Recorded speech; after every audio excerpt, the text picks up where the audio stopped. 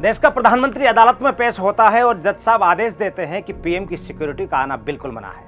लिहाजा कोर्ट परिसर में मौजूद सारे वकील एक सुरक्षा घेरा बनाकर पीएम को कोर्ट रूम तक लेकर आते हैं। बाहर जिस शख्स की एक नजर पर लाखों लोग खड़े हो जाते हों, अदालत के अंदर उनमें से एक भी अपनी सीट से नहीं उठा।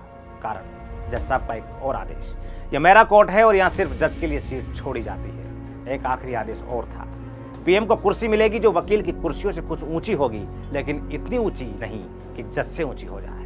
नमस्कार, मैं राकेश कुमार और राजनीति का टॉप फ्लोर देख रहे हैं आप। आज आपको सुनाएंगे कहानी उस केस की जिसमें प्रधानमंत्री को अपने ही खिलाफ केस में गवाही के लिए आना पड़ा।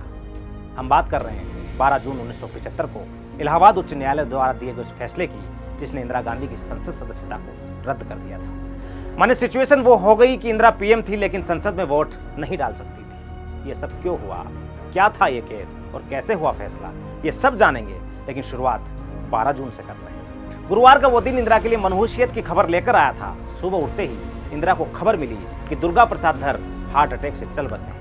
धर गांधी परिवार के बेहद करीबी और नाजुक मामलों पर सलाह देने वाले व्यक्ति थे। इंदिरा उनकी सलाह को बड़ी तवज्जो दिया करती थी। इंदिरा इस खबर से जूझ ही रही थी कि 10 बजे एक और खबर आ गई। इलाहाबाद हाईकोर्ट ने 4 साल से चल रहे केस में फैसला सुनाया था जिसके मायने ये निकलते थे कि इंदिरा की सांसदी रद्द हो गई है। इसके कुछ मिनट बाद एक और खबर आती है।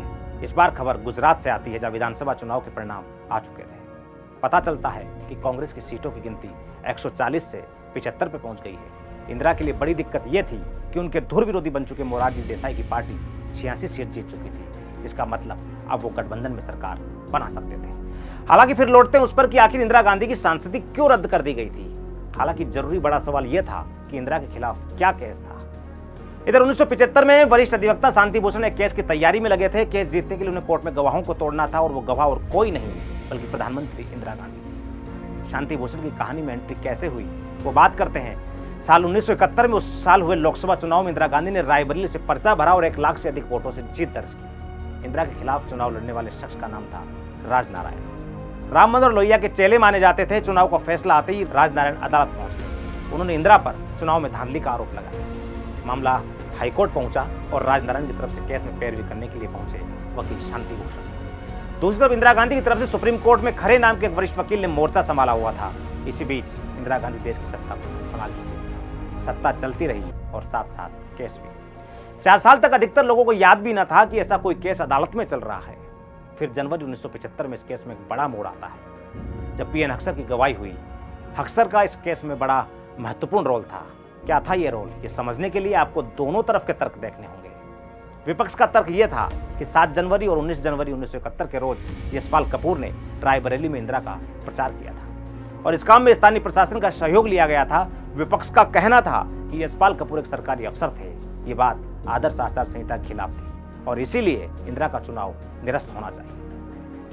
दूसरी तरफ इंदिरा के वकील ने तर्क दिया कि 13 जनवरी के रोज यशपाल कपूर इंदिरा के सचिव पीएन हक्सर से मिले, उन्हें अपना इस्तीफा सौंप दिया था, इसलिए इस तारीख के बाद उन्हें सरकारी कर्मचारी नहीं माना जा सकता। अगले दिन अदालत की कार्रवाई फिर शुरू होती है। शांति भूषण ने इंदिरा से उनकी उम्मीदवारी को लेकर के सवाल पूछा, जिसका जवाब देने में इंदिरा गांधी हड़बड़ा गई। हुआ यूं कि अब तक इंदिरा के पक्ष की तरफ से दलील दी जा रही थी कि उनकी उम्मीदवारी 1 फरवरी 1971 को तय हुई।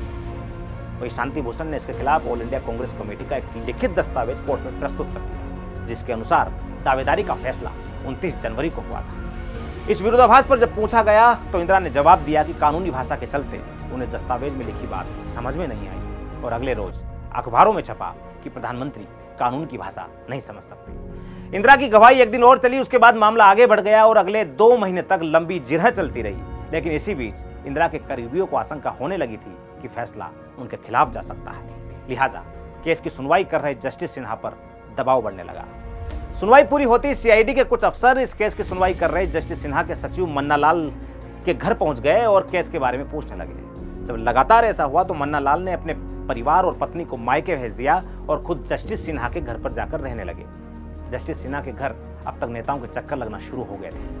तंग आकर सिन्हा को घर को ताला लगाकर कमरे में बंद हो गए और जो कोई आता उसे एक ही जवाब मिलता कि जज साहब इंदौर गए हैं। मामला यहीं खत्म नहीं हुआ। शांति भूषण कहते हैं कि जस्टिस सिन्हा पर उनकी अपनी जज बिरादरी की तरफ से भी लगातार प्रेशर बना हुआ था। शांति भूषण की किताब के अनुसार फैसले से कुछ रोज पहले इलाहाबाद हाईकोर्ट के चीफ जस्टिस डीएस माथुर ने जस्टिस सिन्हा से मुलाकात की। माथुर ने इशारों में सिन्हा को बताया कि उनका नाम हिमाचल प्रदेश के चीफ जस्टिस पद के लिए सोचा जा रहा है और इंदिरा गांधी के केस का फैसला आते ही ये काम हो जाएगा। शांति भूषण किताब के अनुसार सिन्हा ने इस बात का कोई जवाब नहीं दिया। जस्टिस सिन्हा पर एक प्रेशर डालने की एक बार और कोशिश हुई। जून तक जस्टिस सिन्हा अपना फैसला सुरक्षित कर चुके थे, लेकिन उसी रोज उन्हें फोन पर एक संदेश मिलता है जिसके अनुसार देश का गृह मंत्रालय चाहता था कि जजमेंट जुलाई तक टाल दिया जाए।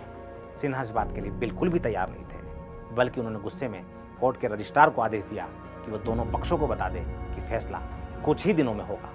फैसले की तारीख तय की गई 12 जून 1975। इस रोज क्या हुआ ये हम आपको पहले ही बता चुके हैं। सुबह 10 बजे जस्टिस सिन्हा ने 258 पेज का फैसला सुनाया, जिसके तहत इंदिरा की सांसदी रद्द हो चुकी थी। हालांकि सिन्हा जानते थे कि इस मामले में इंदिरा सुप्रीम कोर्ट जाएंगी, इसलिए उन्होंने फैसले के क्रियान्वयन पर कुछ दिन का स्टे लगा दिया था। इस फैसले का असर क्या हुआ?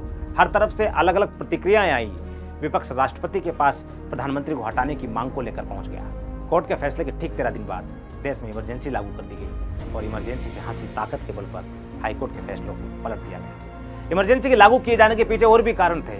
मसलन जयप्रकाश नारायण का आंदोलन और जॉर्ज फर्नांडिस के नेतृत्व में रेलवे की हड़ताल जैसे मुद्दों ने सरकार पर प्रेशर बना दिया था। लेकिन जानकारों के अनुसार सबसे त्वरित कारण और महत्वपूर्ण कारण जो था वो इंदिरा की सांसदी जाने का फैसला था, जिसने इंदिरा की सत्ता को खतरे में डाल दिया था। इस केस को लड़ने वाले वकील शांति भूषण बाद में जनता पार्टी की सरकार में कानून मंत्री बनते हैं। राजनारायण ने इमरजेंसी के बाद हुए चुनाव में एक बार फिर इंदिरा गांधी को चुनौती दी और पहली बार हुआ कि एक सिटिंग प्रधानमंत्री अपना ही चुनाव हार गया। राजनीति के टॉप फ्लोर में आज के लिए इतना ही। फिर मुलाकात होगी ऐसी दिलचस्प राजनीतिक उन कहानियों के बारे में जिनको आपको जानना चाहिए और समझना चाहिए कि देश की सियासत अपने आप में काफी कुछ महत्वपूर्ण है। आज के लिए इतना ही। नमस्कार। देश और दुनिया की हर बड़ी खबर के लिए सब्सक्राइब करें नवतेज टीवी और पल पल के अपडेट्स के लिए बेल आइकन को दबाना ना भूलें, क्योंकि आपकी खबरों का भरोसेमंद साथी है नवतेज टीवी।